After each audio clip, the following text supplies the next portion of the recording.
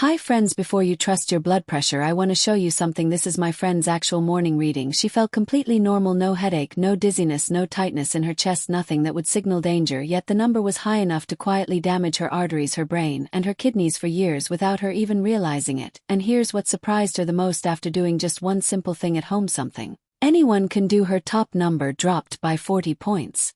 In just 30 minutes now. She didn't change her medications, and she didn't take a supplement, and she didn't even drink something special. She simply moved her body, and what happened next is the reason I'm making this video today. She finally realized that her morning blood pressure is the most important reading of the entire day. It's not the one at the doctor's office. What really raises blood pressure, it's not the one after lunch. It's certainly not the one at the pharmacy machine. It's your morning number, because it reveals the pressure your arteries live under before life, food and stress starts interfering. If your baseline is already high, then you're only going to add to it with life. And most people, they don't know this. Most people trust that the one reading they get once a year on a physical exam is good enough. They assume that number represents their usual blood pressure, but blood pressure is dynamic. It shifts throughout the day, sometimes hour by hour, and the quiet, early morning window before caffeine, before movement, and before the stress of life is the moment your blood vessels tell you the truth about how well they're handling life. And that number is a baseline pressure that your heart has to push against every single day. And when that's elevated even slightly, your arteries experience microscopic damage that accumulates over time like tiny scratches inside a pipe. Yeah, you're not going to feel that, you're not going to even see that, but your body will experience it every day. Now, my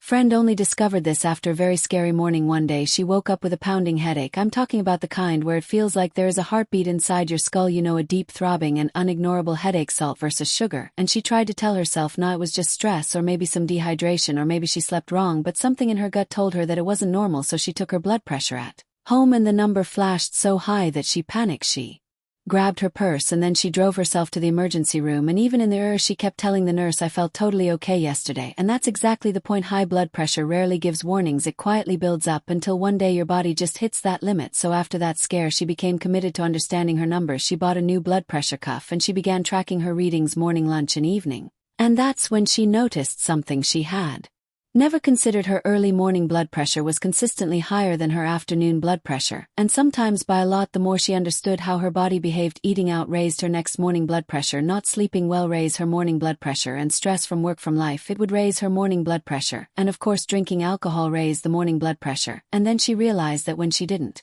drink enough, when she skipped water before bed, hidden causes most people miss, it actually made her spike even higher. Now this pattern isn't unique to her. In fact, it's incredibly common. It comes down to something fundamental that most people, they just don't understand, and they don't realize what their blood pressure looks like during the single most important hours of the day, the early morning. And if you don't know what your numbers are doing in the morning, well, you're missing the biggest clue your body is trying to give you. So let's talk about why morning blood pressure matters. You know, your blood pressure is just not random. Your body follows a rhythm that has existed for thousands of years. Your circadian rhythm, heard about that? Around 4 to 8 a.m. your body is preparing you to wake up, and it begins releasing cortisol, adrenaline, norepinephrine, and other hormones to get you to feel awake. I mean, you're literally going from pretty much like deep sleep to being alert. And as your hormone surges, it actually constricts your blood vessels slightly. It increases your heart rate, and it tells your liver to release more glucose for your morning energy. And so this is beautifully orchestrated. It's a biological process that all of us have. But if your arteries are stiffened, if they're inflamed or clogged with plaque, that natural morning surge doesn't become helpful, but can be very harmful, because when your blood pressure spikes sharply, that window of time, stress and hormone effects, you may not feel it until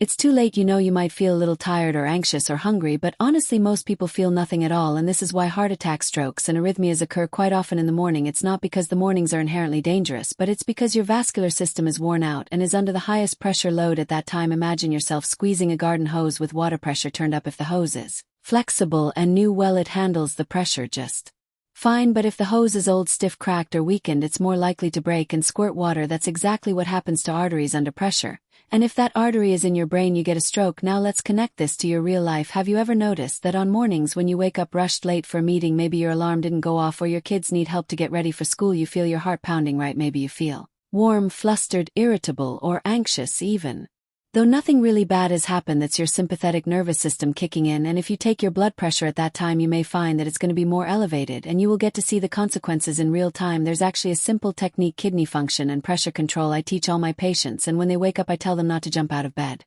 Immediately sit at the edge of your bed for about 60 seconds and then let your body recalibrate, let your blood redistribute, and take some deep breaths nice and slow. Start your day off slowly and intentionally, and then always drink a full glass of water because overnight you may be dehydrated, which actually raises your blood pressure. In fact, even a 1% drop in hydration can increase your blood pressure by tightening your blood vessels, and dehydration also increases blood viscosity. After you've done that, measure your blood pressure, especially before drinking coffee. Caffeine can stimulate your blood pressure, and honestly I would wait an hour after you wake up because caffeine blocks a molecule called adenosine, which normally signals your brain that it's time to rest, and when you block adenosine you do feel more alert. But caffeine also stimulates adrenaline to release, and this is not the moment to judge your baseline reading on caffeine, especially if you want to know your blood pressure off coffee. Remember to check it without drinking coffee, otherwise you're going to be measuring a stimulated blood pressure that could tell you whether or not you should be drinking the coffee. So let's go back to my friend with the 40-point drop, artery stiffness and inflammation. She did something so simple. She walked up and down her stairs for about 30 minutes and her blood pressure dropped dramatically. Why? Because movement triggers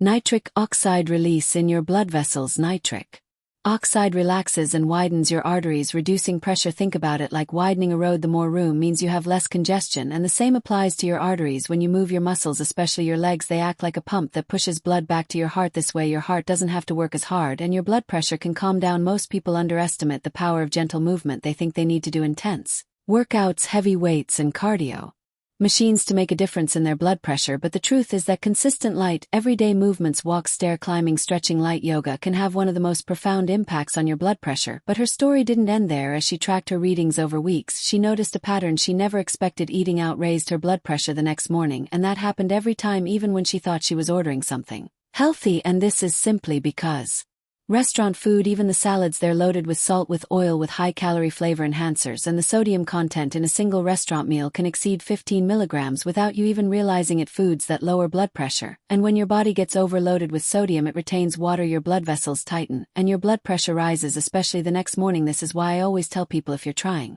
to control your blood pressure, cook most of your meals at home. And that doesn't mean you can't enjoy the occasional outside treat, but you should be aware of what they're serving you. Don't forget to drink water, and you should consider asking for sauces on the side. I would avoid the deli meats as well as the breads. They are quite salty, and you'll be surprised that when you give your kidneys the support they need to get rid of the excess sodium, they will repay you back in health dividends. And this topic on blood pressure is personal for me because my mom, she had high blood pressure for years before she had dementia, and I watched her journey towards the end of her life with dementia. It is not a pleasant journey to watch, and many people don't realize that vascular dementia is directly tied to chronic high blood pressure. And when blood pressure runs high for years, these tiny arteries in your brain become damaged. They stiffen, they clog, they lose flexibility, and eventually parts of the brain don't get the oxygen and nutrients they need. Memory starts fading, processing flows, and perspective begins to change. Now even Alzheimer's has a vascular component to their disease. Minerals your heart needs. So when I talk about protecting blood pressure, I'm talking about protecting your future independence and your ability to think clearly for decades to come. So now let's talk about the foods that can lower blood pressure. These foods aren't exotic, and they come from nature, and the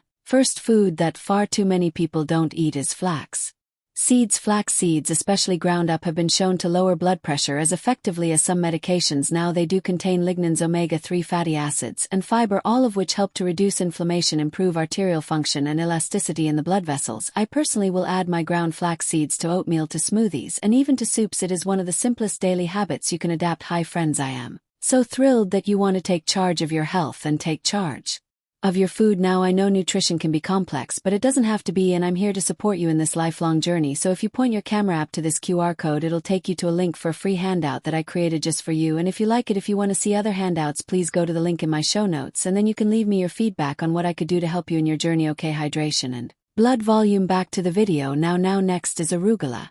Along with other dark leafy greens, arugula has 4 times more nitrates than beets. Your body converts these nitrates into nitric oxide, the molecule that relaxes your blood pressure. Eating arugula daily can make a meaningful difference in your blood pressure numbers. And leafy greens in general, they're just all rich with magnesium, mineral most people are deficient in because our soil today is so heavily depleted and people aren't eating leafy greens. Magnesium is essential for relaxing the smooth muscles in your blood vessel walls, and without enough magnesium your arteries will stay tighter and your blood pressure will go up. Honestly, I don't take a chance with my health, and that's why I supplement with the optimal type of magnesium in my supplement. Another incredibly powerful food is hibiscus tea. This bright red tea naturally lowers blood pressure by relaxing blood vessels and supporting your kidney function, and in clinical trials, hibiscus tea has been shown to work just as well as low Dose Captopril, a common prescription blood pressure medication, and it has side benefits: antioxidants, better skin, improve hydration, rather than all the side effects of prescription medications. That doesn't mean to stop your prescriptions.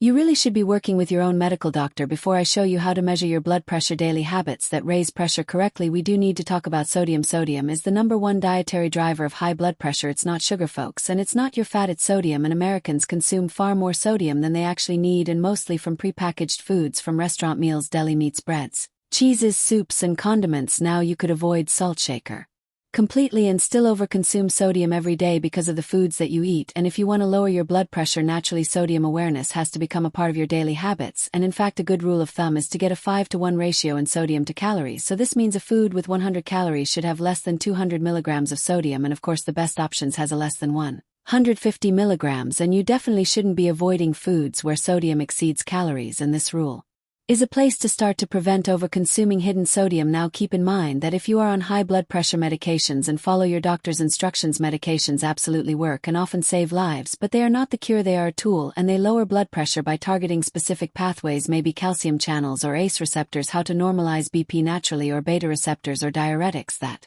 help the kidneys release excessive fluids. But medications, they all have side effects because they push the body towards a balance rather than teaching the body how to find the balance on their own. And this is why many people end up needing 2 or 3 medications as they age, because the underlying lifestyle hasn't changed. They've been told, in a sense, the wrong information. However, it can work too well and bottom your blood pressure, right? Because your medications are all or none. Recently there was someone in my church who passed out in front of me. She actually took her blood pressure medication before she came to Bible study. Now the problem was she was already having diarrhea, so her blood pressure was lower, and when you take blood pressure medications on top of not feeling well, sometimes that can work too well and keep you low, so low that you may pass out. This is why if you're going to make any dietary changes or your lifestyle change, talk to your personal medical doctor and know exactly how to measure your blood pressure and when you should stop, back off, or increase. Now let me show you how to measure your blood pressure correctly, and this part really matters because you want to make sure that your sleeve isn't too long, that it needs to be above the level of your cuff, not on top or underneath your cuff. Best long-term strategy, otherwise reading can be inaccurate. And the artery marker on this cuff should also line up with the artery in your inner arm, like you'll see your blood vessel, so you know that the artery is somewhere there, and your arm should really rest on the table or pillow or somewhere at heart level, right? It shouldn't just be lower, because that can give you a false reading. And normally people say uncross your legs and sit quietly for at least a few minutes, and you don't want to be talking to your reading or shaking your leg, that kind of stuff, right? Just sit still for a few minutes. And it's important to check both arms. It's normal that your left and your right arms may have slightly different numbers.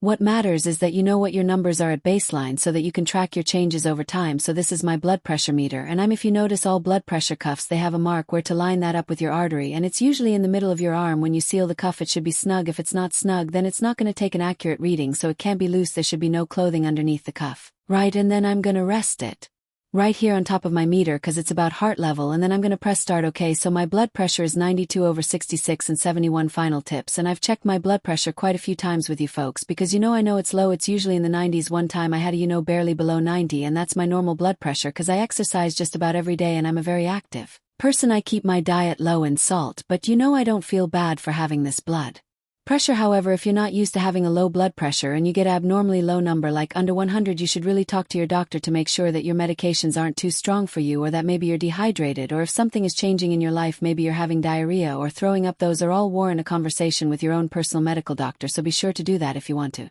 understand your blood pressure patterns. Make sure to check it more than once a day. I would recommend maybe even 4 times a day: morning, lunch, evening, night time, for at least a week. Outro, especially write down what you ate now, write how you slept, how many hours have you slept well, whether you've exercised, whether you felt stressed, and you will quickly see patterns emerge. You'll see what raises your numbers and what lowers them, and once you know your triggers, you can control your blood pressure by avoiding your triggers, right, or mitigating them. And your morning blood pressure is really your body's daily report card. It tells you how your arteries are aging, and it reveals whether or not your lifestyle is supporting healthy aging or harming your vascular system. It really gives you the earliest, long before you have your first heart attack or stroke or kidney problems or whatever complications that may occur because of poor blood flow. And when you change your lifestyle, you will see that your morning numbers will improve and your long-term health therefore will significantly improve. It's really that simple. But did you know that your blood sugars can also affect your blood pressure too? If you want to learn more about that, watch the next video.